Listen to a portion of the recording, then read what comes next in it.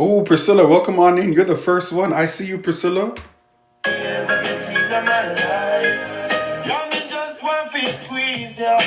Hold on, I'm just getting started. Hold up. Pashisha Professor, you joined in right on time. I see you. Hold on, y'all.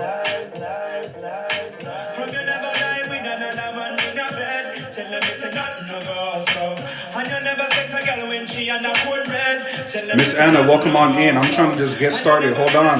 Welcome to the masterclass. I see y'all stressed out. Y'all stressed out? We gonna do what it do. Good evening, Priscilla. I see you. Miss Anna, I see you. Posh, I see you.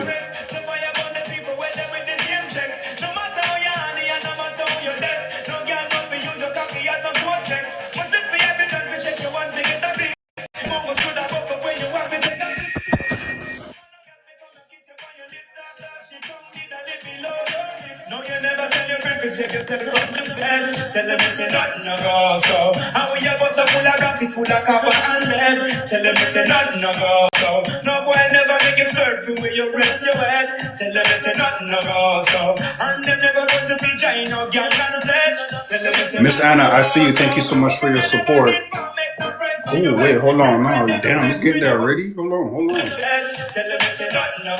Okay, we are grabbing our daily heart me. We are reposting the live. We are grabbing our daily heart me. We are reposting the live, and we are sending. Let's be intentional. We're sending this out to somebody who is stressed out. We're sending this out to somebody who we know needs some help managing their stress. It's a lot going on in the community. It's a lot going on around us. I brought together some subject matter experts who are going to drop some gems. So let's be intentional about who we're sending this live out to today.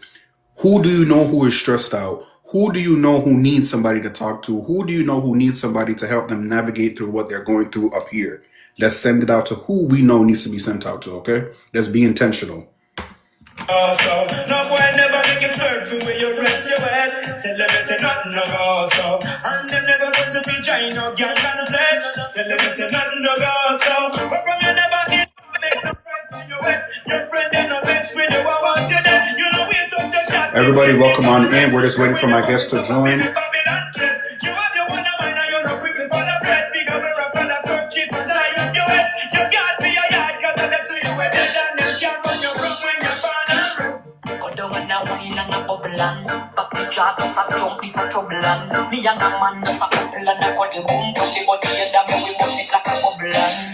You know what me boom boom, but the body me a wine and a boom boom boom boom boom boom boom boom. Happy body does a jump and a boom boom boom boom. Wine on the body and a sit down. Posh, I see you liking the live. I appreciate you. Hold on. Where's my other guest?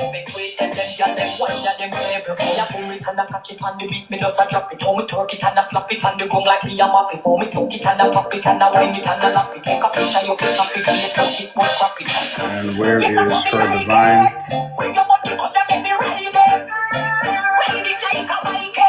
Renata, I see you. Welcome on in. Thank you so much for being here.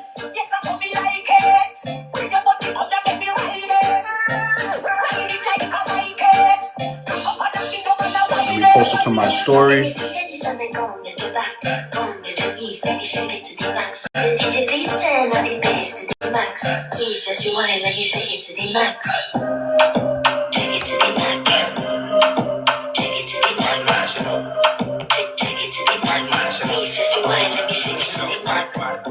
Batman, chill out. Batman, chill out. Yeah. Batman, chill out. Batman, chill out. Batman, chill out. Yeah. Batman, chill out. Batman, chill out. Dr. Lewis, I see you. Welcome on in.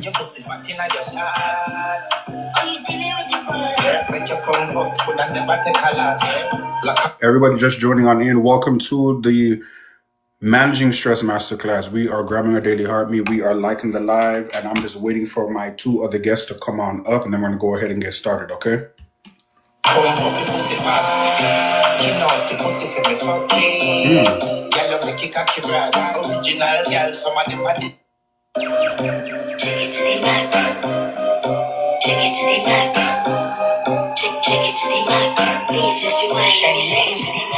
Caribbean girl, you know for take me, know for top. Yeah, you know watch me like say they won't watch a match. Anything you said, them girl, let do it like it's time. I make my own money like the girls in movie trap. Real bad girl, I get nasty. I do what I want, just because I'm bossy. Yes, I'm the one in charge. Never get my phones on Miss Nike, I see you. Welcome on in. Mac, I see you. Welcome on in. We're just waiting for 2 more guests to come on up. Dr. Lewis, I see you. Welcome on in. Something you could use, I see you. Welcome on in.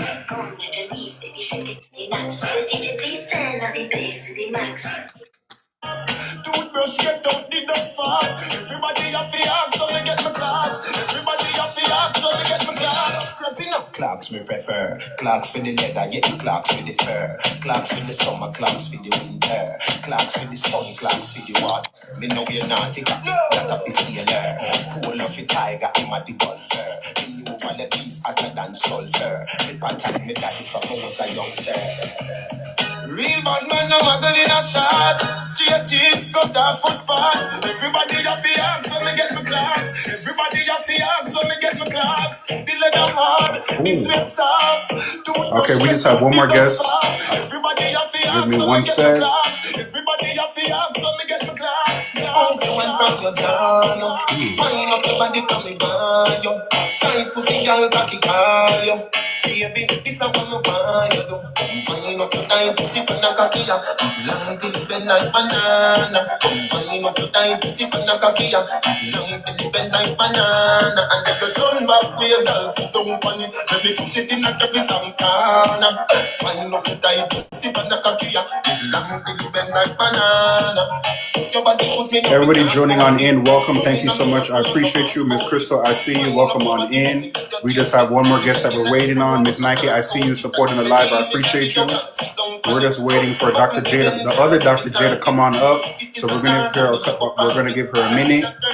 Miss Joy, I see you down in the chat. Welcome. Thank you so much for being here. Something you could use. Thank you so much for being here.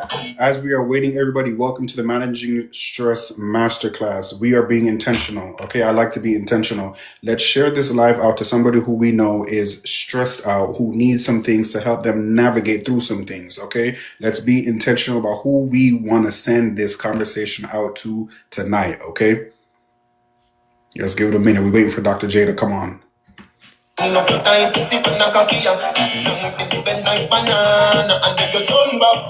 Dr. Style, I see you. Welcome on in. Dr. Michelle, I see you. Welcome on in.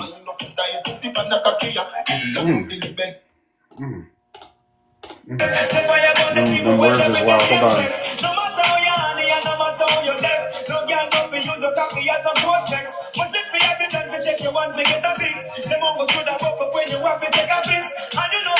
Okay, everybody, welcome. I know, Mac, I know we pressed for time, so I'm just trying to make sure we respect your time, okay? So everybody, welcome to, is the audio good? Hold on, let me just make sure the audio is good. Give me one sec. Dr. Style, I see you. Miss, yes, can you hear us?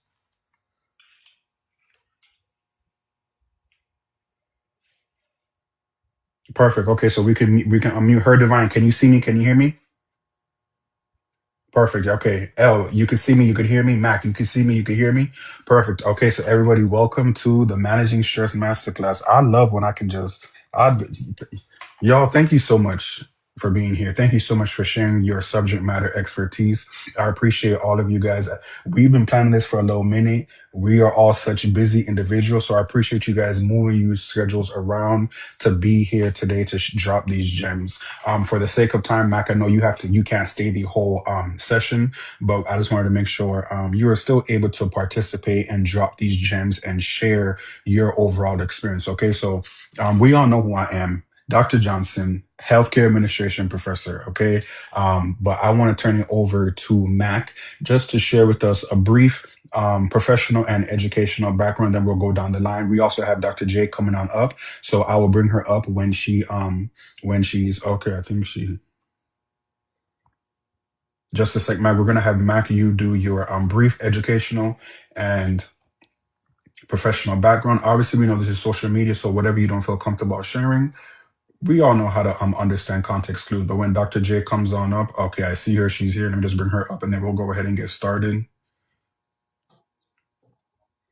Okay, you want me to start? Yes, go.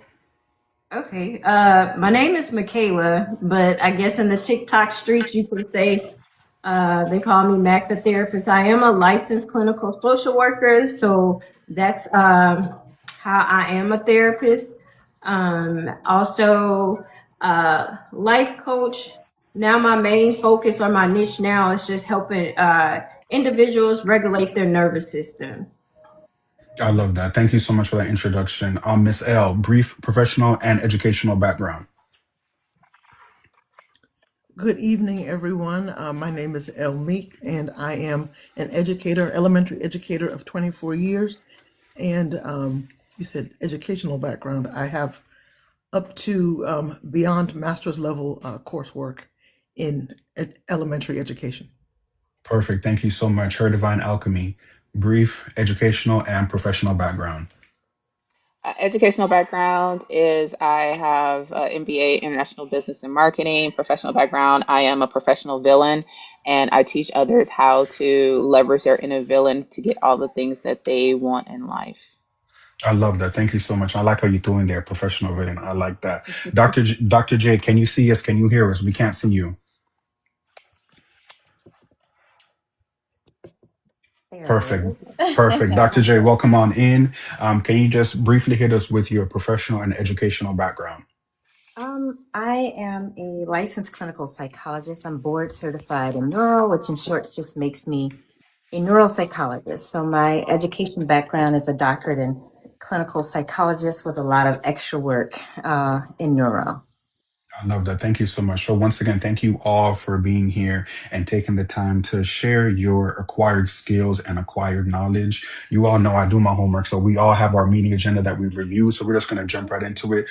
Mac, she can't stay for the whole session, so I just want to make sure that she's able to answer some questions, drop some gems. And Mac, when you have to go, just drop it in the chat, or throw me your deuces, and I'll know that you have to go. Okay, you have to go handle your business. But I want to start off with you, Mac. Okay, so let's start off with the topic. So before we get into it, I have some subtopics. We're going to be discussing understanding stress and its triggers, strategies for managing stress, overthinking and mental overload, imposter syndrome and self doubt. I repeat, imposter syndrome and self doubt, interdisciplinary approaches, and then we're going to end it off with looking ahead. Okay, so I want to jump right into it, Mac. From your professional viewpoint, what are the most common sources of stress for individuals within your field? In my field as a social worker first, I would say for me is I'm actually a program coordinator for one of the VA medical centers. The stress comes from being overloaded, managing a high caseload, which a lot of social workers do experience that, managing high caseloads, as well as the stress builds up from what you can carry versus the resources. So in these days time, being a federal employee, we all know about the staff cuts. So we're dealing with shortages. So what am I carrying? A heavy caseload. And what do the resources look like? The resources are not there at this time. Are the resources coming? I don't know. So being able to manage what is in front of me and using the resources that I do have is very important on my mental sanity. Thank you for sharing that. Dr. J, I want to head over to you. How do stress triggers differ between academic, social, psychological, and professional settings from your experience? From which settings, academic and professional? I missed one or two. Academic, social, psychological, and professional settings. How do stress triggers differ? So with academic and professional, I think it's kind of similar. With professional, it's the caseload or how much you have, like how much work you have, and then when we see it show up academically, it's the same thing. It's just for the academics, how much work you have, how prepared you feel to manage it, and to do all the work that is thrown at you academically. And then when you talk about psychologically, it all shows up psychologically. So whether it is professional or is academic or some other form, it can show up psychologically either within how you feel, how you're managing different things, your behaviors. And I would be remiss as a neuropsychologist if I didn't say it shows up literally on your brain and brain scans. Thank you for sharing that. Mac, I want to come back over to you. Are there early warning signs that stress is escalating into something more serious? And how can they be addressed proactively? When I'm working with my clients, I think Hmm. stress starts to show up in irritability. Irritability, loss of concentration, loss of interest. I call it where people just mainly start to become where they just shut down. Hmm. Or a lot of times we can but just become numb to stress. And I say we function on autopilot at this point. We're just Right. trying to make it through the day by day. Lord, just let me get to the next day. Lord, just let me get to the next day. Hmm. And what was the second part of that question? And how can they be addressed proactively? Proactively, I feel like it comes from self awareness. Like you have to know the signs in your body. You have to know, the tension. You have to be able to catch, oh my God, I am irritable. I just snapped at my dog or I just snapped at my coworker. So being self aware of what triggers you have during stressful moments will allow you to handle the stress better. A lot of and you have to sit down and really be in tune with yourself. A lot of us are not in tune with ourselves. It takes other people to say, oh, you're real snappy today, you're on edge today. Or I don't like when people say, oh, you got an attitude. I don't like that, but they will say that. So that's kind of like those red flags that you're getting, that something is going on, and you're triggered by it and it's impacting your environment. True, true. Thank you for sharing that. Miss L, I want to come back over to you. With your years of experience in being within the classroom setting and teaching, what are your most common sources of stress, or what are your triggers? Much like the social work answer, our teachers have a very heavy workload, Hmm. and it's not the kind of job that gets done in 40 hours a day. It's not, even if for me and my fellow teachers, if I stay at work beyond the contractual hours time, I'm not usually, I still maybe have to take something home. You may take work home to grade, or there's something else that you have to prepare for the next day. The other thing is that you may have behavior in the classroom that you have to deal with. It is very stressful to come to work, have a job to do, and be very intentional about doing it. Right, But then it only takes one student to be off track, and that you can't get your room together, then you don't get the teaching done, and you have to find a way to handle Johnny, Susie, or whomever. You may also encounter a lack of administrative support. hmm, When problems arise, you might not have a principal that you can go to, and you feel that they've got your back, and the parent support as well. When you call, sometimes the phone numbers don't even work, you know but they don't keep it updated, so you're at kind of at there's many things that are outside of your control, that lead to you, well, like I said, stress. If you're inclined to be stressed about your job not being done, then there are so many factors that impact that. right, right. Thank you for sharing that. Her Divine Alchemy, what would you say, with your years of experience with working in corporate America and navigating different roles, what were some of your common stressors or common triggers to be overwhelmed or stressed out?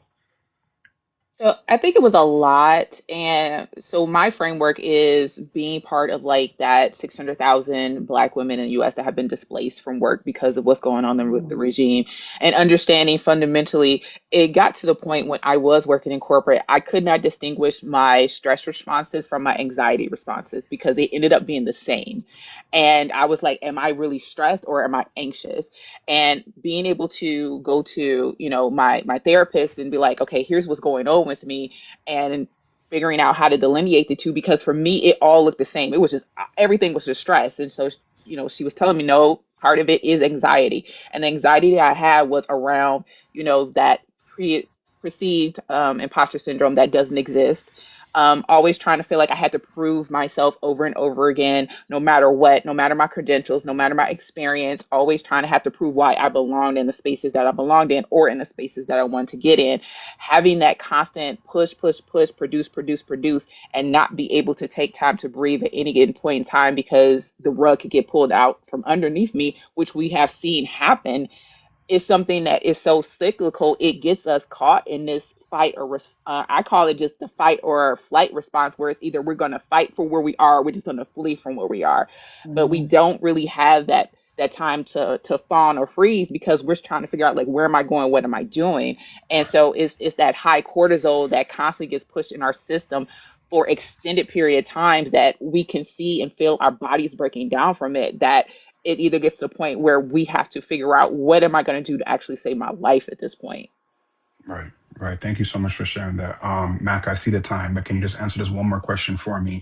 We're going to navigate over into the strategies for managing stress, Mac. How can schools, workplace, and communities create environments that reduce chronic stress? I know as a social worker, you are working within various communities and various populations. So once again, how can schools, workplaces, and communities create environments that reduce chronic stress?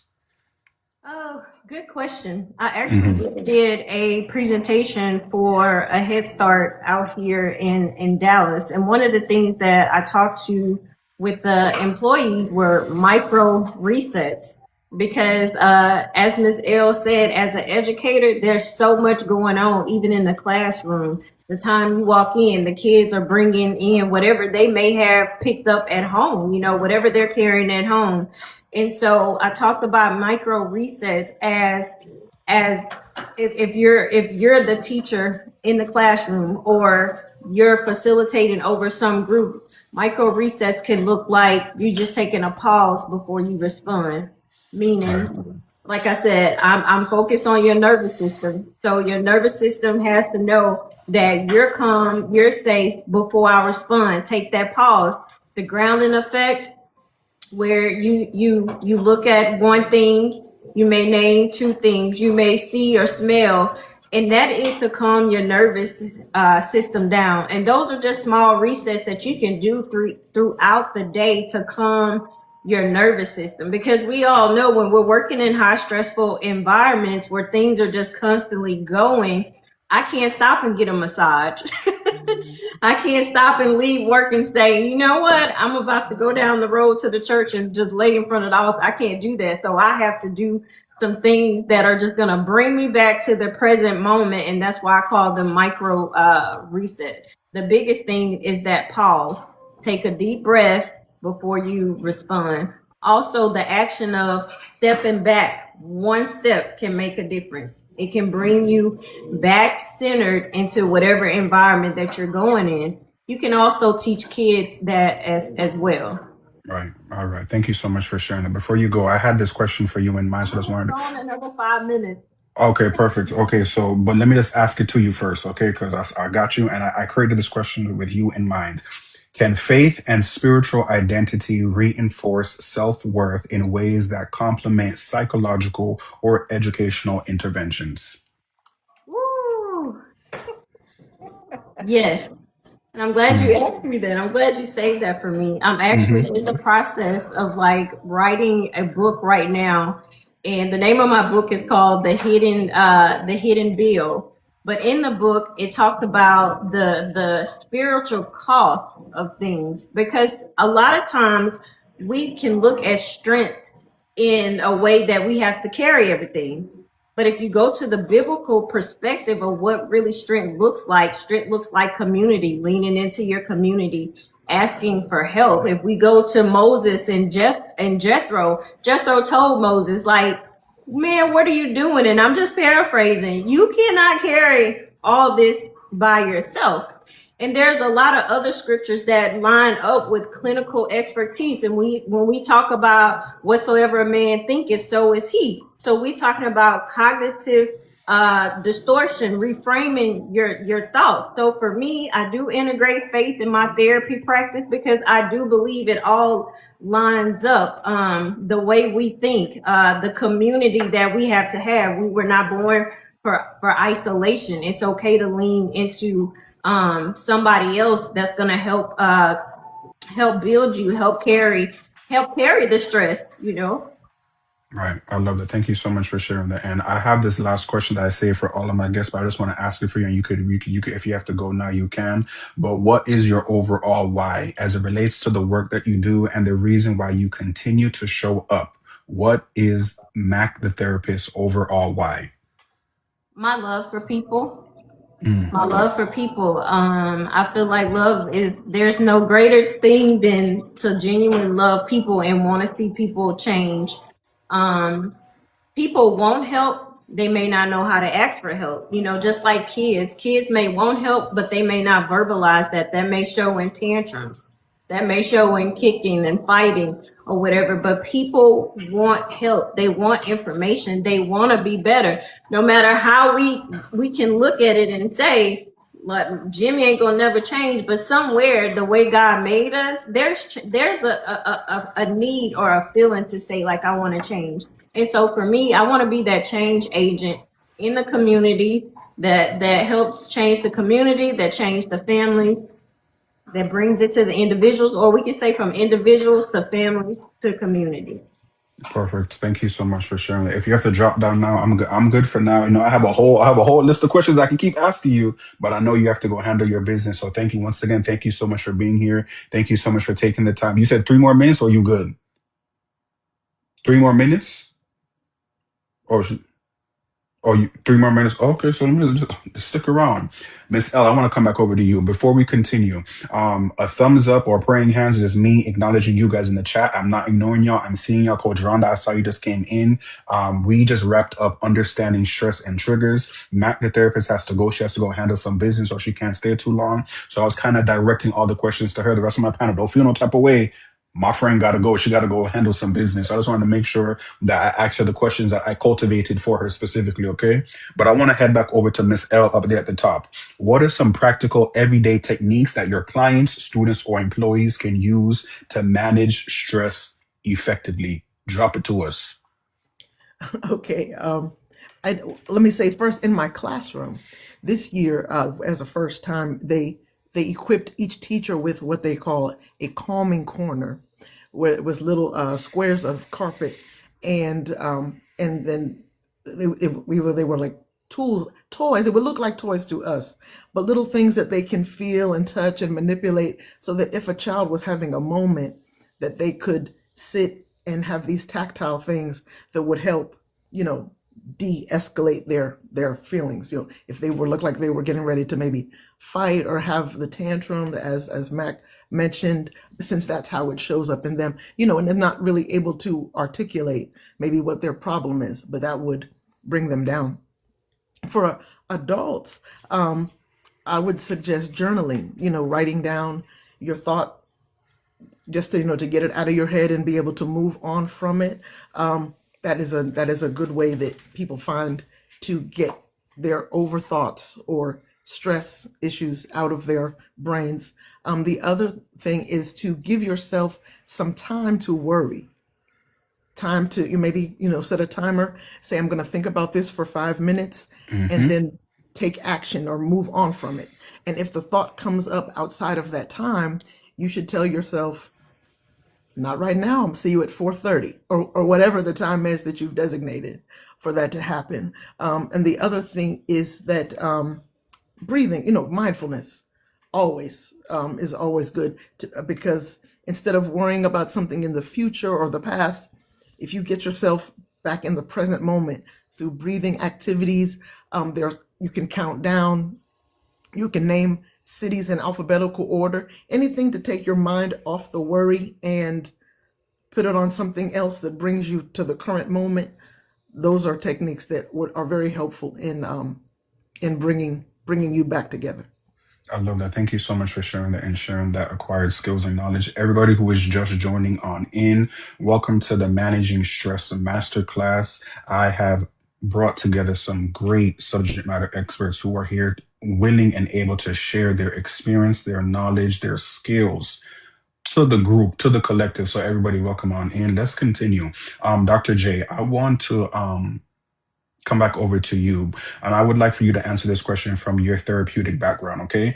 Are there approaches that work across all demographics, or do strategies need to be tailored depending on your patient population?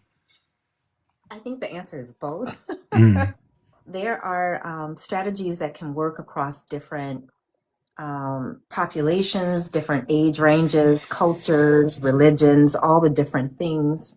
But it still needs to be tailored, because just because it worked for this 5-year-old doesn't mean it's going to work for another 5-year-old. And just because it worked for this 30-year-old doesn't mean it's going to work for the 30-year-old that's in front of me now. And just Right. because it worked for, I've seen patients even in their 70s, close to 80s, and just because it worked for them. So that's why I said it's kind of both. All right. All right. Thank you for sharing that.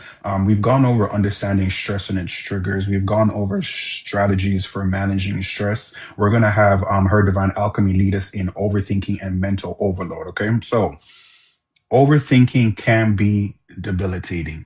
I repeat, overthinking can be debilitating. What interventions or coping strategies do you find most effective in stopping the cycle of rumination, that repeat cycle? Her Divine Alchemy, what's up?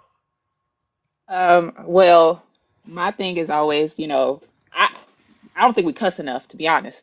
Mm, Because when you cuss in the middle of that thought, you stop the thought. Like it has no choice but to be like, wait, what? But that's my thing. Ain't no for everybody. Some people got to be like, sometimes you got to take that thought. You got to be like, you know what? The brilliance of your immaculate misconception and understanding of the situation at hand has dumbfounded me in a way that I can't preclude mm, how we move forward with this. Sometimes you got to talk to yourself like that. For me, I throw a whole bunch of cuss words at it because that makes me feel better. But that's not for everybody.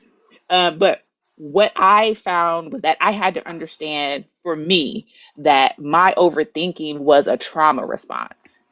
And it wasn't because I didn't think that I knew enough. It was because I had a trauma response where I felt like I always had to be good enough, or whatever perceived version of me, to get the love, adoration, attention, or anything else that I wanted from something that was outside of me. So my overthinking was that if I get this wrong, then I'm not going to have my job, or this person is not going to like me, or this is going to, like, all those things created me overthinking as a trauma response. And I didn't recognize that until I went to therapy to understand that's what I was doing. So now, when I start to see myself spiral in those patterns, I do have to stop myself and I do have to be conscious. And it's very hard to do because you have billions of thoughts that race through your brain every single day. Not everything gets stuck, but the things that do get stuck, you have to become conscious of it, find the pattern, and figure out how it works for you to break it. Because it's not everybody can't do the same thing, because everybody's brain doesn't work the same way, and everybody's trigger is not the same. So you have to figure out, for me, how can I break it and stop it? And it's not for me to push it down or to ignore it, it's to acknowledge it, because now I know what that trigger is, but then choose something different, choose a different way forward, and just be like, for me, the things that I do is like, if I do this, is anyone going to die? No? Okay. Let me just try it. That's my conclusion I come to. Is like, if nobody's going to die from this decision right here, then the worst case scenario is that it might not be right, but the ceiling is not going to collapse, the sky isn't going to fall, gravity is not going to invert on itself. It'll be all right. exactly. Exactly. Do you guys see why she's here? Can I have two people in the chat drop subject matter expert? Can I have two people in the chat drop subject matter expert before we continue? Two subject matter expert stickers, please. Are they coming right up? Two subject matter expert stickers. Lady Red, I see you. Something you could use. I see you. Mandy, I see you. Coach Ronda, I see you. Okay, I see you. Let's continue. Damn, that was fast. I wasn't ready yet. Blessed Believer, I see you. Welcome on in. Okay, Crystal, I see you. Minister CJ, I see you. Miss L, can overthinking ever be productive, or should it always be curtailed? I want you to take us through there. I'll repeat it for you one more time, because I think we talked about this a couple of times in your lives, okay? Can overthinking ever be productive, or should it always be curtailed?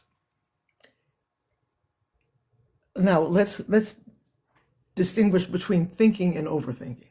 Mm-hmm. Because if you're just thinking something over, right? If you have a presentation, for work, and you're just thinking about putting it together and how it's going to go, and that thought comes and it reaches a clear ending point, you're good. Mm-hmm. If you worry about it and think about how it's going to go, and your mind starts to foresee all of the possible conclusions of, oh, they're not going to like it, what if I'm not perceived the right way, what if dot dot dot, and you end up going to work the next day bleary-eyed with the presentation because you didn't sleep well, then that is overthinking. And the problem is that it's not productive because but it also gives the illusion of productivity. It gives the illusion that you're making progress, that you're thinking about something, and you're not. Right.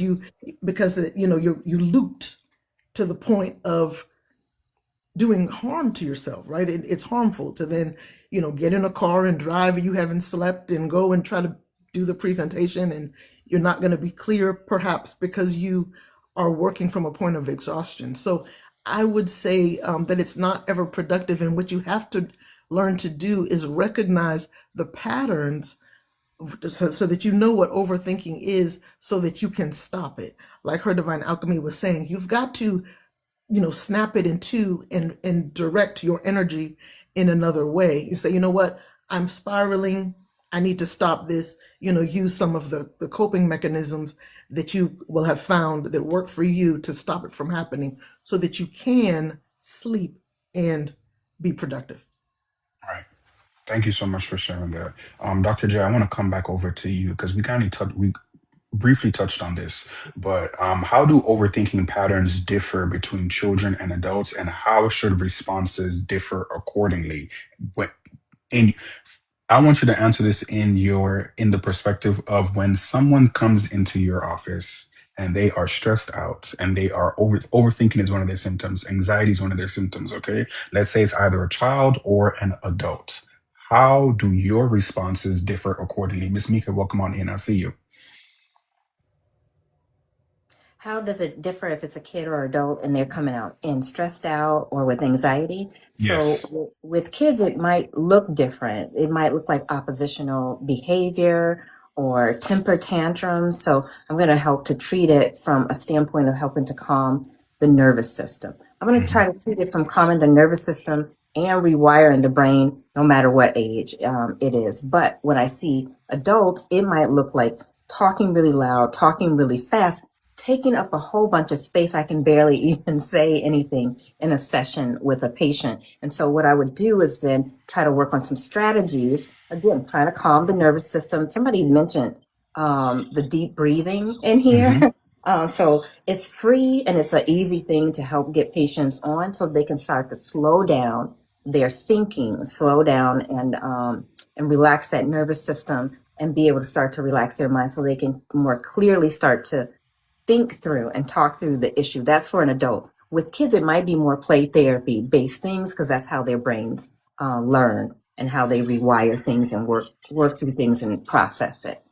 Less words, more doing for the children. I like that. Thank you so much for sharing that. For those of you just joining on in, welcome to the Managing Stress Masterclass. We are halfway through. Okay. So far, we've gone over understanding stress and its triggers. We've gone over strategies for managing stress. We've gone over overthinking and mental overload. We're about to get to one of my favorite topics to talk about. Okay. Imposter syndrome and self doubt. Imposter syndrome and self doubt. Can I have two people drop the lean in sticker in the chat, please, before we continue? Can I have two people in the chat drop the lean in sticker, please? And once again, thumbs up or praying hands is me acknowledging you guys in the chat. I see you guys in the chat. Thumbs up is me acknowledging you guys. I'm not ignoring y'all, okay? I see you in the chat. It's moving fast. I can't keep up. It's a lot going on. But a thumbs up, I see you. I appreciate all of you guys in here, okay? But I'm locked in. Okay, Vanessa Vidal, I see you in the chat. Ocean Summers, I see you in the chat. Something you could use, I see you in the chat. Ms. Nike, I see you in the chat. Imposter syndrome, okay? Her Divine Alchemy, we briefly spoke about this last year. We've been locked in for a year. I hope you know that. For at Yeah. least we've been locked in for at least a year. And when I first interviewed you, I kind of wanted to touch on the topic of imposter syndrome because that happens a lot to us as it relates to professional settings when we're in school or when we're trying to just, elevate ourselves. We always want to talk ourselves down. Remember, we spoke about sometimes we are our worst enemy. So Yeah. let's tap in from there, okay? How do you identify imposter syndrome in individuals, especially when they are high performing but self-critical? So the my stance, and I'm this is the hill that I'm not gonna die on. This is the hill I'm gonna be exalted on. For Hmm. Black women, especially Black women in the US, there is no validity to imposter syndrome. It is a conditioning that we've had that we feel like we always have to prove because we're put into situation, places, and around people that do not value us, see our value. So we're constantly trying to prove it when we don't have to. Imposter syndrome, for me, in this immaculate heel, I'm going to make all of my flowers on is that it's not real for us. Self doubt is real, but imposter syndrome is not.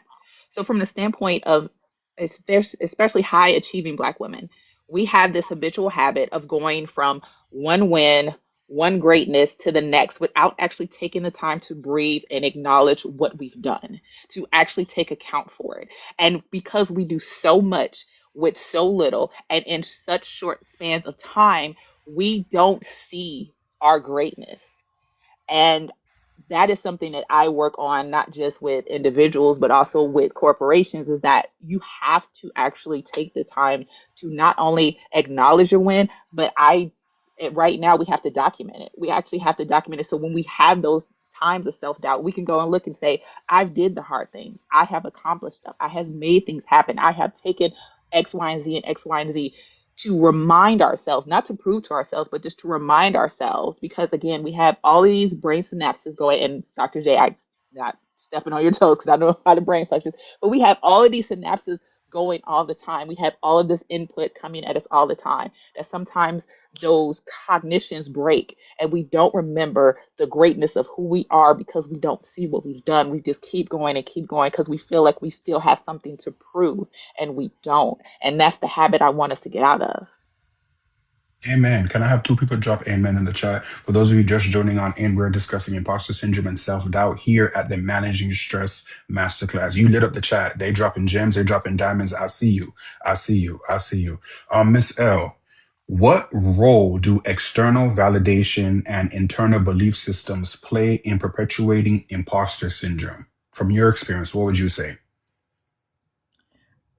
Tell me again, because I don't want to read this paper. Give me the two things that you said in the beginning of the question. What role do external validation and internal belief systems play in perpetuating imposter syndrome? I would say that the first thing is what how you feel about yourself, your self esteem, your regard for yourself, because that is what is in the integral part of believing. What you believe about yourself matters against what the external. You mentioned the external validation. You have to think something about yourself, and then the external is less of a part. I mean, it's great. Like just to be honest, if you grew up in a house where your family was surrounding you with love and telling you wonderful things about yourself, then you may have that. That may have been how you built up your self-esteem, and so then you feel like you can live up to any expectation, and you believe all of the things that you are that you want to believe, the positive things is what I'm trying to say. Hmm. But a lot of us didn't have that. We didn't have, if you grew up in a house where that wasn't necessarily going on, you might be looking outside for the validation, and it has to be measured against what you feel about yourself. I hope I'm making sense. Hmm. As okay, so that it's harder to feel like you don't belong in spaces and rooms and things like that when if you know your capabilities and you feel great about it. Hmm. So I hope I've been clear. You were clear. Okay.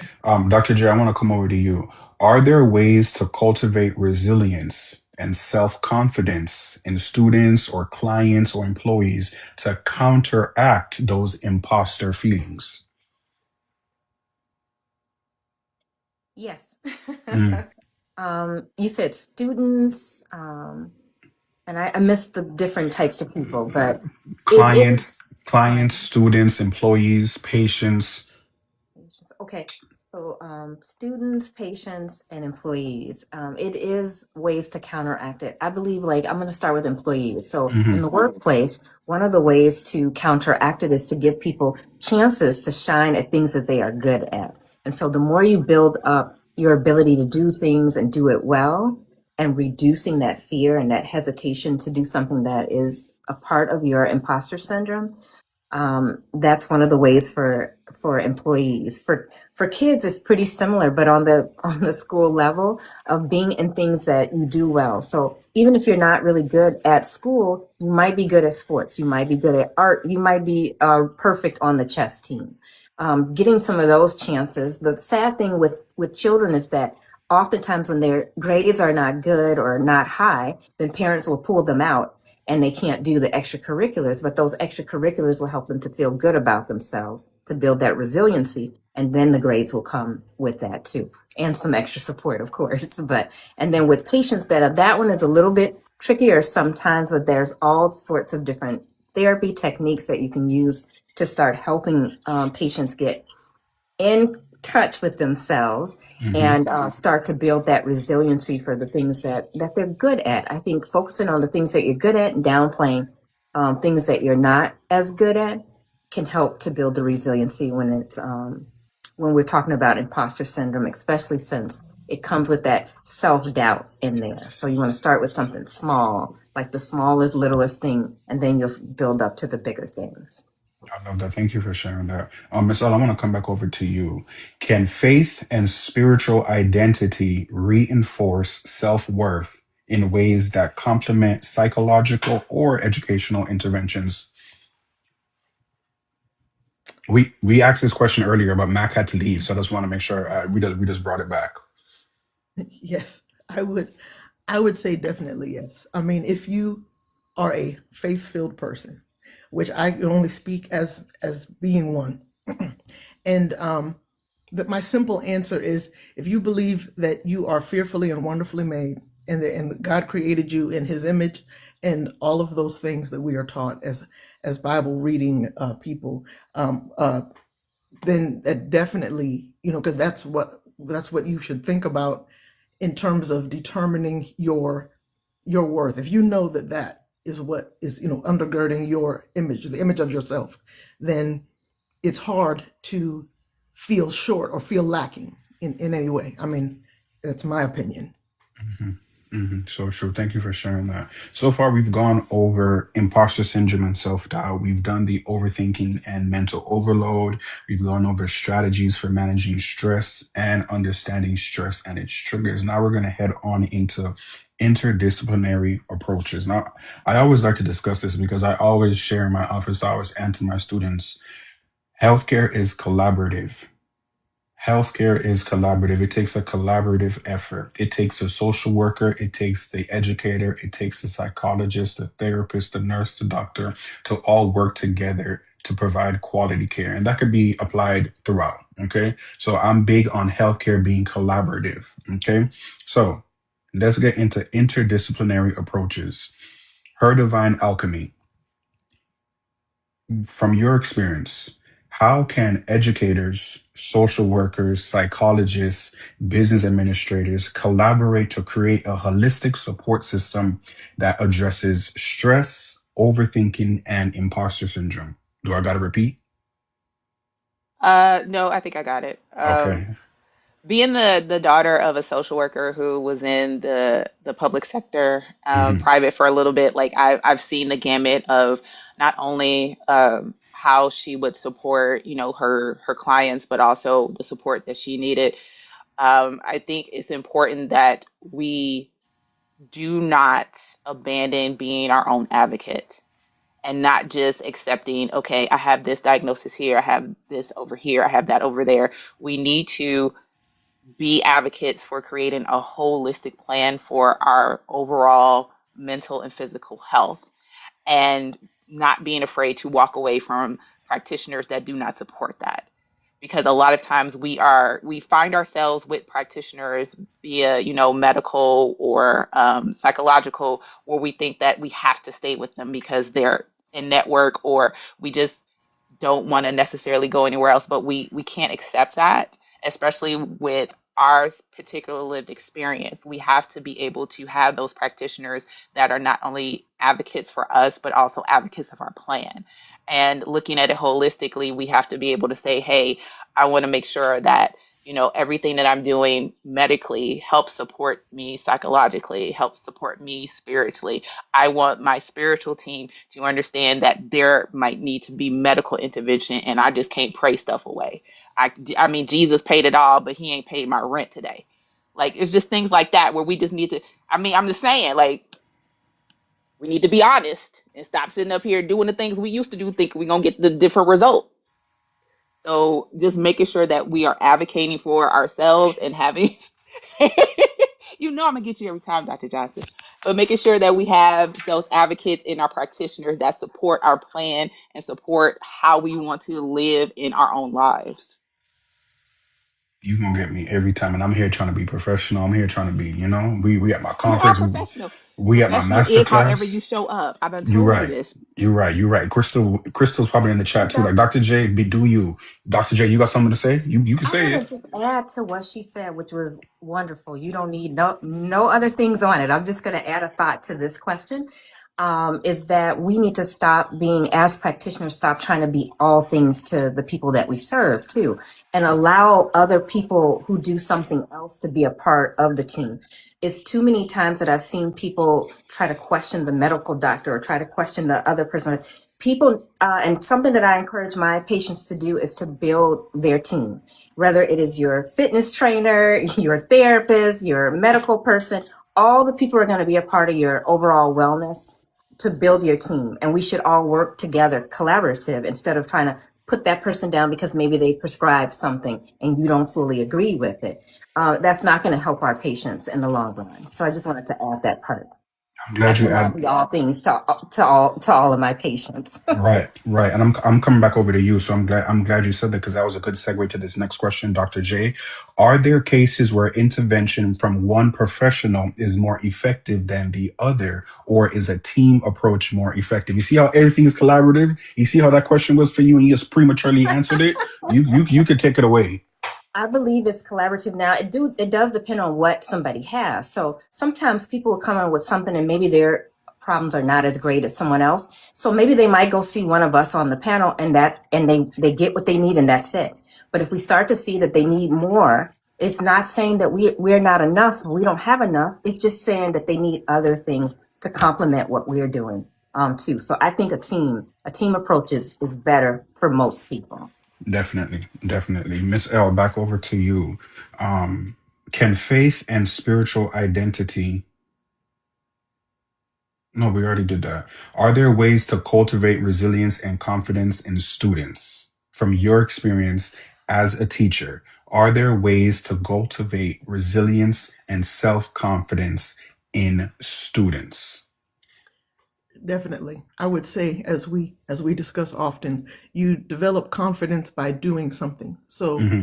as a teacher and as a parent, you have to put children in situations where they are going to be successful, even in a small way, so that they feel good about what they're doing. And so some of that, we spoke earlier about, stress showing up as maybe having a tantrum if they don't want to come to school that day or something like that. Then, if they know that they can do it, or if they have a little bit of success reading, or and just in some type of small activity where they would want to come back the next day because they've had an opportunity to show something that they know, even if it's not as much as someone else in the room. They know that they can do this little thing and that's their thing until they get better and more knowledge. So that's definitely a way, like I said, even as a parent, to give a child a task, let them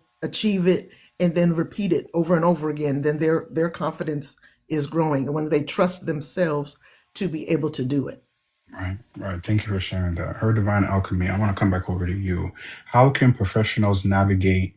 Oh, hold on. TikTok want me to do the puzzle. Hold on one sec. Why? People are commenting. We type in the live. See, this is what be Do making me mad with this platform. professional villain, don't start. Just chill. Okay? I don't want to wake her up. And before you leave, I want you to define to my people what professional villain is, okay? But let's reel it back in. How can professionals navigate situations where faith-based advice might conflict with psychological or organizational guidance? Okay, speak from your corporate America experience? I'll repeat the question one more time. How can professionals navigate situations where faith-based advice might conflict with psychological or organizational guidance? Hmm. I'm thinking about what I've been told, and Right. Take us there. You could take us there. the the advice that helped me have PTSD as well as anxiety attacks when I went into work is that you just got to suck it up, Mm, because you need to be grateful you have a job. You just need to mm, deal with it. And that was mhm. just the advice that I got, and I understood it coming from that particular sect of a generation that was just like, we have to work, we have to work till we die, we have to be loyal to the company because we need to have a job. It doesn't matter what you go through, everybody goes through stuff. The thing that I hate when people who are expressing their particular individual pain on something, with people saying, oh, well, everyone else is going through it, is just like saying Black Lives Matter and somebody saying to me all lives matter. I get all lives matter, but I'm saying my life right now is in shambles. And I'm not negating Shambles. anybody else's. Right now mine is in shambles, and I need support in getting myself together. So the thing that I always do is that whenever anyone talks to me, and this is not just a professional thing, is that if someone is telling me they're going through something, whatever it is, I acknowledge how they feel about it and tell them that their feelings are valid for it, because they are. And we have to look at it from the sense of, yes, we can. I am not the turn the other cheek. I am the professional flip the table over. I am the, if I am in a situation with someone that is of this, I will cry first, and I will say I don't feel safe, because you're not going to do that to me. I will cry and say I don't feel safe. I am a victim here. I will do that because I have had that flipped on me too many times. It's an automatic response. The tears, I just don't understand. I will go there, because what you're not going to do is that to me. But that is that's my villainy though. Like I'm gonna be that. I will jump the gun. All the tears will flow. I don't understand. I have done nothing. I want to be here. Why is this happening? I will do it all, because I know how they play the game with the rules that change with the given wind. And what I have positioned is that I am not going to be scapegoating into being in experiences and places around people that chip away at my existence to the point where I can't be who I am, live in my body, and not have my cortisol levels on 200 every single day. That's what I'm not going to deal with. You can tell me to pray. I will go and talk to Jesus and say, if you don't go flip this table over tomorrow, I will.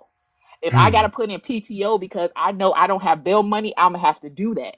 If I got to go get FMLA and figure it out because somebody not gonna walk up out of here tomorrow, I'm gonna have to do that, because what I'm not gonna do is sacrifice myself for your comfort.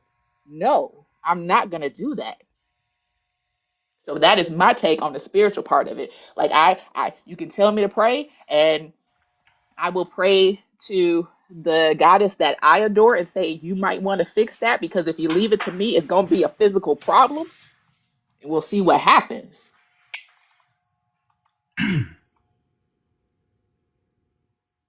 just a moment of silence. Just a quick moment of silence in the chat. Just let me just catch my breath. But I also want to acknowledge two things in the chat. But I see just a quick moment of silence because you guys, I hope you guys understand when I'm doing these office hours or when I'm doing the cultivating these conferences, there's a reason why I bring on certain people for certain reasons. Okay. So there's a moment of silence in the chat. Okay, the silence is done. Let me scroll on up. Miss Kina, welcome on in. I see you. First and foremost, sub God, thank you so much for coming. Thank you so much for blessing my panel. I appreciate you. I see you. And also, second thing I want to address in the chat was from Crystal. Dr. Johnson, thank you for showing someone who validates my dang on existence. Crystal, this is comments like that is why I continue to do the work that I do, is why I continue to make sure there's a variety in my office hours, why I continue to make sure that there's a variety in my conferences. So thank you so much for sharing that. That's why comments like that, once again, is why I continue to do what I do. I've caught myself. Are we all caught up now? We're all caught up. We caught our breath. Miss Keena said that she loves the flip the table energy. I know you do, because you be wanting to flip your own tables too. Lord have mercy.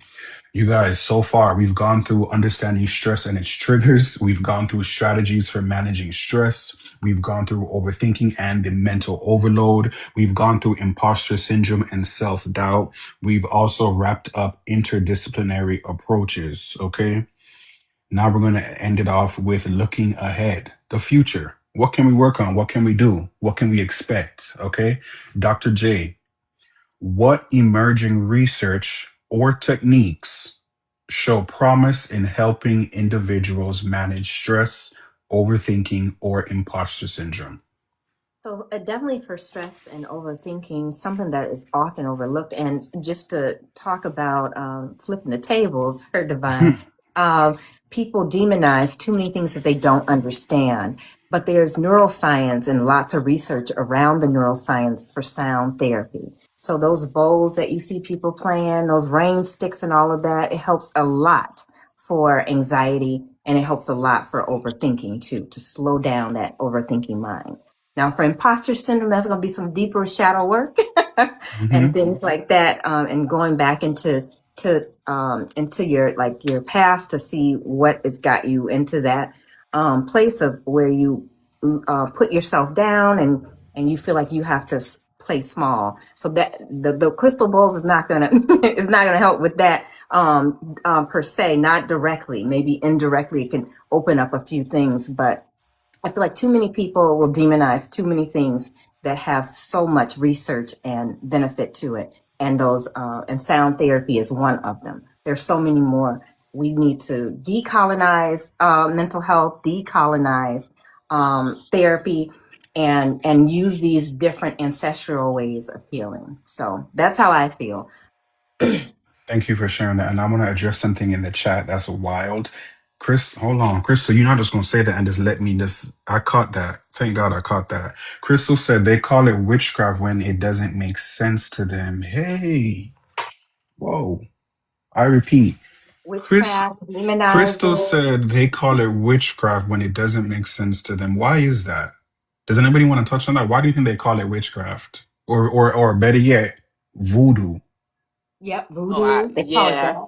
They call it that because that's the only way they can keep the colonized patriarchy alive. That's the only reason why they do that. They want to keep colonized patriarchy going. That is the only reason, because that's how they feel like they're going to remain in power. If they lose that power and they let people actually go back to their ancestral knowledge, they know they will lose Yeah. power. And that's Yes. why they have to demonize everything that is outside of that construct. And I Right. do mean everything. Everything. Things that used to work for us back in the day for our ancestors is now called considered witchcraft, voodoo, demonized. We shouldn't do it. But I implore everybody to research things on their own and think for yourself. Use what you want. If you were raised a certain way, go there and do some of that. But when you think about your own healing, you better do the things that really work for you in your healing. Right, right. Y'all, thank you so much for being transparent and sharing that, okay? Miss El Meek, how has the digital era, which includes social media or remote work or constant connectivity, influenced stress levels and imposter syndrome, okay? And what strategies are most effective in that context? Um, the social media and remote working has contributed to these things because there's a less interconnectedness with Mhm. people. I've just even saw it in during COVID, in the classroom when the kids were home as opposed to coming in. There was a spike in, because you really don't have any choice at that point but to be in your own head. So all the things that we talk about, you don't have anyone to kind of play your ideas against, your thoughts against, that you don't have that socialization and friendships that were important. I mean, they're important. I know they were when we were coming up. So it's kind of, even outside of COVID, the children that have chosen to be introverted, or just with themselves, that have chosen. I'm a parent of a child that would rather be upstairs in her room than out in the sunlight and chopping it up with people. It's just different now. And so if you get a thought, a negative thought either about yourself, you don't have any way to kind of shake that off. It's Hmm. allowed to fester and grow even into where, you knows what can happen, if it's not dealt with. So I would, as far as strategies, of course, connection is no, there's no replacement to me for connection. And I'm saying that I'm just laughing because we're all on this app and we're, in our little boxes, but but it still is good to kind of get out and mix it up. I do have real friends, even though I'm Hmm. on here every day. The other thing I was gonna say is therapy.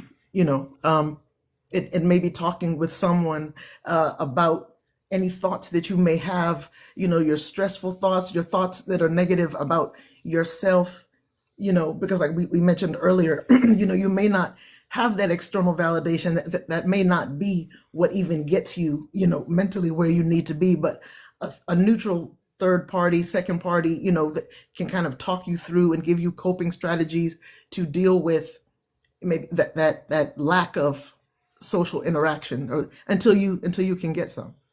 Right. Right. So true. Speaking of therapy, I want to come back over to Dr. Jason. And for those who don't express things in words, where are all sorts of other type of therapy? Yeah, there are all sorts of other type of therapy. Yes, there definitely is. Dr. J, you can go ahead and unmute because I want you to lead us in this question. How can society normalize? I feel like we talk about this a lot, but I'm gonna make sure I keep highlighting this. As long as I bring up mental health, I want to make sure I highlight this, okay? How can society normalize conversations around mental health and self doubt, reducing stigma and promoting early intervention? We can't always just bottle stuff in. Black men out there, Latino men out there, we can't always bottle stuff in. We can't always be so macho. Like one of my friends in the chat, Ms. Mika, she would love to scream and say, go talk to that lady. Go and talk to that lady. So, Dr. J, lead us with this. How can society normalize conversations around mental health and self doubt, reducing stigma and promoting early intervention? To the biggest way that I always say to people is to talk about it. We got to normalize just talking about it like we would. So if I broke a leg and now I'm walking around the office with the cast, we'll talk all about it, what happened, this and that. We have to talk about mental health in the same way we talk about physical health and not hide it where we go and into a room and shut the door to talk about our mental health. But then when we have something physical, we just talk about it. And sometimes people will be showing their scars and their little cuts. I don't want to see all that.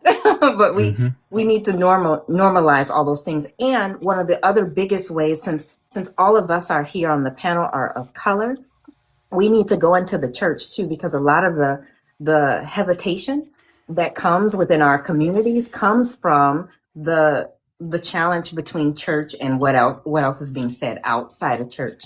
And so for me as a mental health professional, I don't just say it, I work with different churches to help decolonize some of the thinking that you can have God and you can have a therapist too.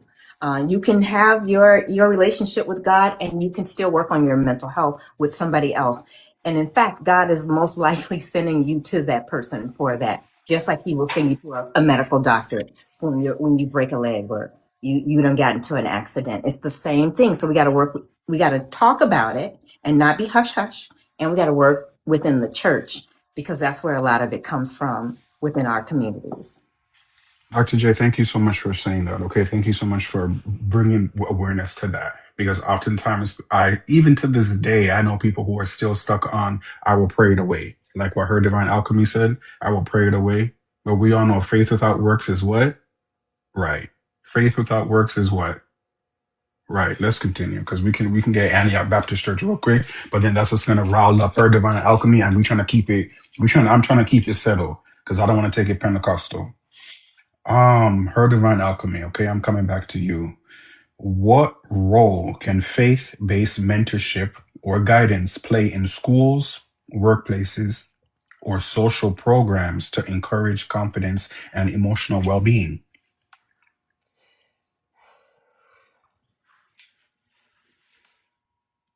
For me, that's a hard no.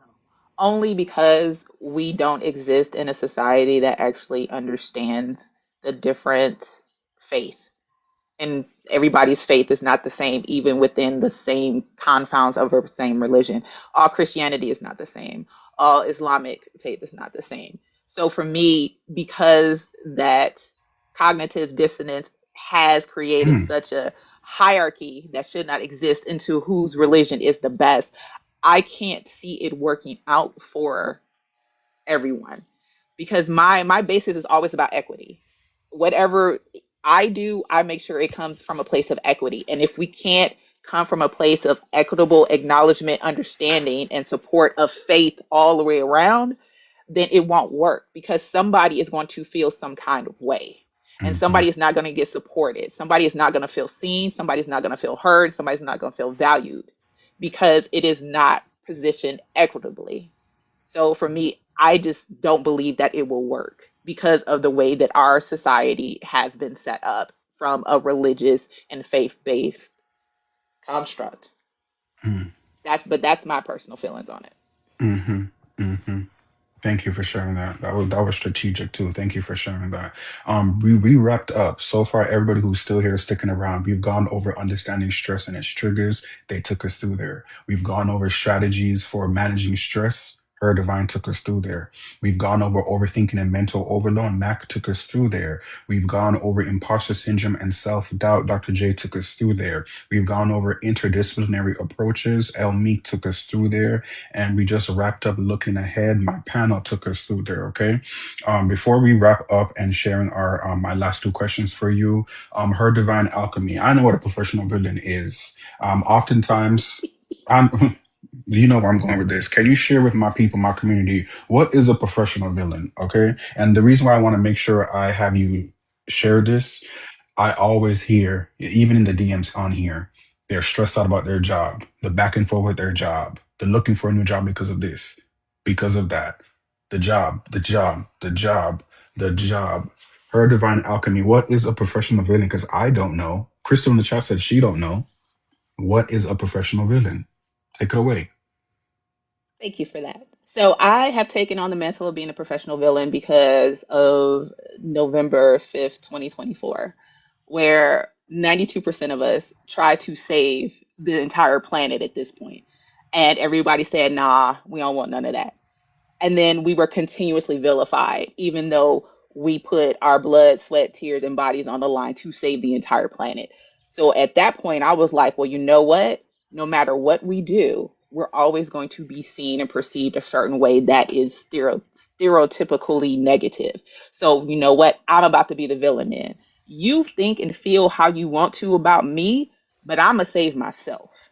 I'm going to make the decisions in my life that are best for me and not for those who do not see the best and want the best and advocate and put their blood, sweat, and tears and bodies on the line for me. I ain't doing that no more. So, in becoming a professional villain, you recognize that when you stop putting everybody else, their needs, their wants, their desires above yours, you become the villain in their story because you're no longer applicating to what they want you to be. No matter what version of that is, no matter what time that they want that version, you have decided to say no to that. So you are now their villain. And I am Mhm. saying be the villain in their story so you can be the hero in your own. I am a professional villain. You ain't gonna like it, and I'm not gonna care. Because what I'm gonna do is that one day you gonna call my name and I'm gonna say, "Hi, nice to meet you." And they're gonna be like, "But I know you, I don't know who you are. I've never met you or seen you before in my life. Maybe this is a Mandela effect and we in a different timeline. I don't know who you are." That's the type of stance. I'm not arguing with nobody. I don't know you. Never seen you before in my life. No clue who you are. Do you exist? Are you a figment of my imagination at this point? Because you can't be real. All right. Thank That's you. my villainy. Dr. J had to take a sip. Yeah. And Miss Elmeek had to put the sweater on because it's gotten chilly. Thank you. Thank you for that. Panel, once again, thank you so much for being here. I appreciate each and every one of you. Um, we're talking about mental health, so I have to ask this question. But Miss Elmeek, what do you do to stay on top of your mental health overall? Can you share with the chat? I work out as many times a week as I can. Hmm. My favorite class is boxing. So I'm lifting heavy things or I'm hitting heavy things. I like to walk, I hike in the woods. Um, I'm trying to get into journaling. I'm not good with something like that I have to do every day, but I'm trying to incorporate it more into my practice. I have recently had a therapist until I decided that going live was doing more for me. So so that's what I do. Yeah. And thank you for Yeah. being transparent. Thank you Mhm. for sharing that. Her Divine Alchemy. We talking about mental health, so I have to ask, what do you do to stay on top of your mental health overall? I do a couple of things. One thing that I found that I actually love is, and this has actually helped me to regulate my nervous system in a fraction of a time, is a vibration plate. Mm, I would just stand on it for 10 minutes and vibrate, and all is well with the world. And my body is just, it'll regulate itself. And I can't really think or overthink when I'm on it because I'm trying to stay on it and not fall off. But having a vibration plate has really helped me to regulate my nervous system. And then also creating tools that help my life to be so much better. And I'm about to give a plug to myself because I did this. hmm. I created a tool, an app that will help those that are working jobs that if you need to document your win, you can come to this app. You can document your win. You can either type it in or you can, it's a speech to text function that you can actually use and you can do it however many times you want to. I give everyone 14 days free to use the app. I just launched it. If you want to check it out, you go to the place with my beautiful face, you scroll down and you do something with your finger and you can go to it. It's in my place where, things blossom from trees and stuff. That's where you can get it. But that's my thing for us because Black women do so much, and I am tired of us trying to humble ourselves. On my watch, no Black woman will ever be humble in my presence, ever. I want you to sing all of your glories all the time. I don't want them to be praised, but I don't want you to have to think about it too much or remember too much. So for me, that's what I do is that I create tools to make our lives easier and to make us remember our greatness whenever we can. I love that. Thank you so much for sharing that, and thank you for feeling so comfortable to drop your plug in my chat. Okay, because I'm big on running on the resume. I'm big on plugs. So thank you so much for feeling comfortable to do that. Dr. J, mental health. Okay, the therapist. What does the therapist do to stay on top of her mental health overall? So in the past, I've been a therapist. You've had a therapist Hmm. before, but I worked on whatever issue I went in for, and it's resolved. So currently, I don't have a therapist, but Okay. to keep my mental health just nice and stable. What really works for me is that sound therapy. I'm a Hmm. certified sound therapist. I integrate it because it is neuroscience. I Hmm. integrate it in with my patients as well. But I love playing just for myself, and I also play on the weekends here on TikTok.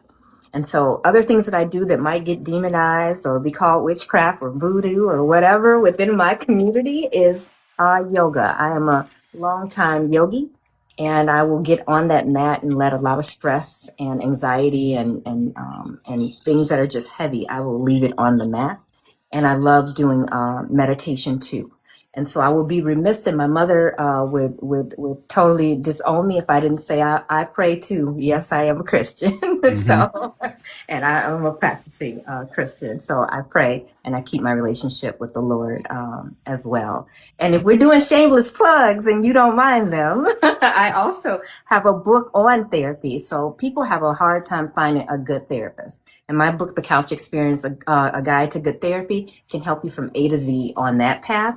And I have a lot of other products like therapy and wellness card decks that can help you to explore things too. If you happen to find yourself on the wait list while you're waiting for a therapist as well. So shameless, but not so shameless since we're I talking love about that. this tonight. I love that. I love that. Thank you so much for dropping those gems and sharing that information. Being that we're speaking about sharing this, I was going to share this for after, but I want to head back over to Miss El Meek, okay? And we did her and I we discussed this off the live, so she knows what I'm about to announce. But El Meek, what would you like to share with my community, with your community? What do you have in the works? What do you have planned? Excuse me. I have planned my own. If you enjoyed this and enjoyed me here, for my second time in Dr. Johnson's room, I am going to be hosting my own panel discussion on Wednesday evening, the 22nd of April, where I'm going to have some people discuss overthinking, since that is my platform, and ways to manage it, and how it manifests. So I'm going to drop my flyer this weekend, but just know that Wednesday the 22nd at 9 p.m. If you're interested, and I would love to have you, and it should be a good time.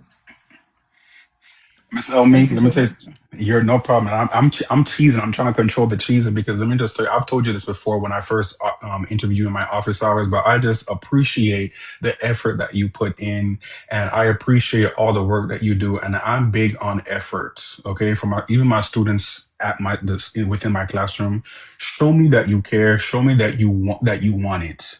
And when I first came into your lives, I saw that, which is why we had them conversations on the back end, and so I'm so proud to see that you are hosting your own conference, that you are hosting your own conversations, and I will greatly, pass you my baton and my blessing. Okay, I'm not ending mine. Office hours with Dr. Johnson not going nowhere. My conference is not going nowhere, but I will definitely share with you my formula. I will definitely pass my baton over to you because I see that it is well deserved and I see that you want it. You want it. You want it. So I'm so proud of you. I'm so excited. The flyer look good, y'all. I'm gonna tell you, the flyer look good. Everything looks amazing. He wants to spill the beans so bad. I'm so excited. The speakers are amazing. The flyer look good. I'm just so excited for you, and I appreciate how you continue to show up. Every time I speak to somebody, I say, "Hey, continue to show up, continue to be great," and I really mean that. And you guys are continuing to show up and continuing to be great. Okay, let's wrap it up. Miss L, your overall why. What is your overall why? I know you shared it previously, but we yeah, I'm sure it's been updated. Yes. Okay, let's start us off. Simply put, my overall why is because somebody needs me. Mm, Right? mm-hmm, Somebody needs me mm-hmm. in the classroom. Um, I've been on my particular school for 21 years out of the 24 that I have been teaching. And I figure that I am like a constant. I'm one of the few people there that is a consistent person that the kids know that they're going to see. My attendance is impeccable. I think this year I've taken 2 days off.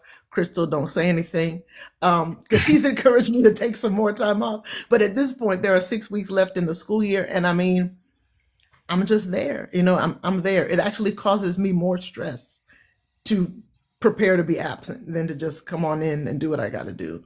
And so even in my TikTok life, right? Somebody needs me to show up and be there to help them, talk to them. They might hear something from me that they didn't hear before. And so that really is why I do all of the things, because I'm essential. I think I am. Thank you for sharing that, I appreciate you. Dr. J. What is your overall why? Why do you continue to show up? Why do you continue to be great?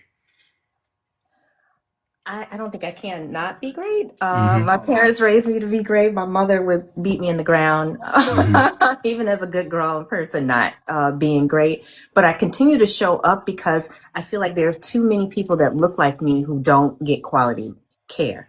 And that they Mm. need to see somebody who is doing the work that they are looking for and know that it is out here and it exists and that it is safe to access mental health. So that's why I do it. And there's so very few. So if there's only like 4% of Black psychologists, it's even less who are neuropsychologists. And so I get on and do the free stuff on these social media apps. I actually go into the community and do free and ridiculously low price things to show that too. Maybe it'll spark another young girl that looks like me to do this kind of work, and even more, it will spark people that look like me to say that it's safe and it's okay to get these kind of services. So I that's my love why.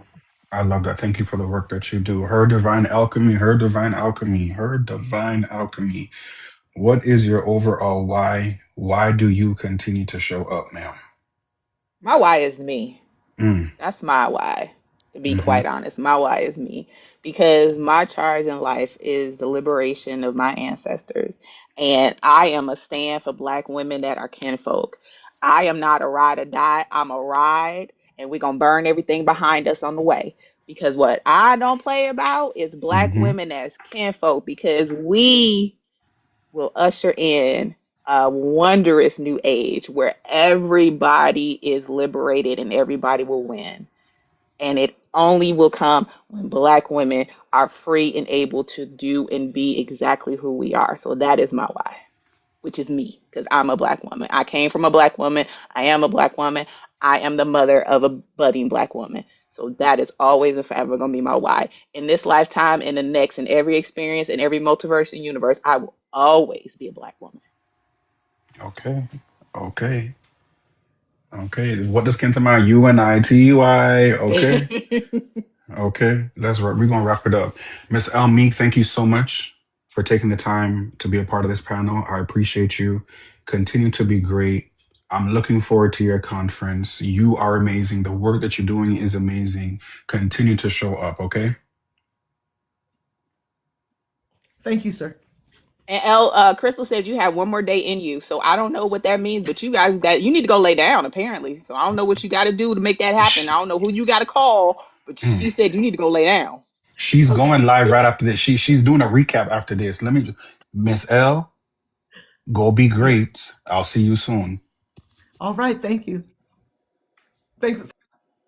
Oh, Dr. J, thank you so much for the work that you do. Thank you so much for continuing to show up. Thank you for showing us the different types of therapy. I love to come into your room sometimes and you're just there sitting talking to us. Or I love to come into your room and you have you got the sounds going too. So I'm big on variety. I'm big on showing, hey, there's this, there's this, there's this. Thank you for showing that. And Thank earlier, you. thank you for showing how not everything is hoodoo voodoo. Yes. Thank you. Not everything is hoodoo voodoo. And this is coming from a professional. This is coming from a Christian. And this is coming from a Black woman, okay? Which is you. Thank you. This has been so great. Thank you to Elle who already went down. I know I'm about to go down. And thank you. It is great meeting you, her I, Divine. You can throw me down. yes, ma'am. I appreciate you. Her Divine Alchemy, thank you so much for being you. Okay? Thank you so much for always putting me out of character. What I really want to highlight, if there is only one or two people in your room, the effort is there. You continue to show up. I appreciate that. I'm in the chat and I'm seeing you and I'm like, wow, look at her go. Look at her go. So continue to show up, continue to be great. I'm going to speak to you on the back end because there's some things I would love to see you do going forward.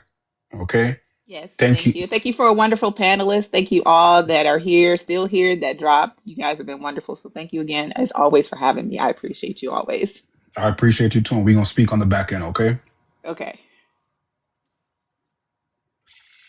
For y'all that's left, just a quick shout out to y'all in the chat. Everybody that gifted, I appreciate you. Everybody that was in the chat engaging, everybody that was in the chat and said that tonight they enjoyed tonight's conversation or something resonated with you. That's why I do these office hours and that's why I do these conferences. Relatability is important. Okay. Once again, I repeat, relatability is important. Pals, I see you in the chat with a thank you. No, thank you, pals. Miss Crystal, I see you in the chat. Thank you. Once again, I'll be back next Tuesday. Office hours with Dr. J. I'll see you on the TikTok streets. Before I go, can I get a couple deuces in the chat before I go? A couple deuces in the chat before I go, please. Just end the night out. Can I get a couple deuces in the chat? What's up? Because I gotta go. Y'all see I'm sitting in the office. I gotta go travel on home. So let's wrap this up. Where are my deuces in the chat? Okay, Miss Crystal, one more person. Can I get another deuces in the chat, please? Okay, Dr. T, you shout out Dr. T. Shout out to you, Dr. T. You continuing to show up.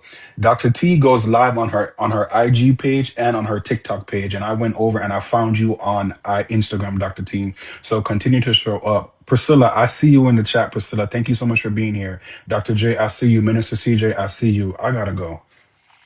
I'm tired. Oh.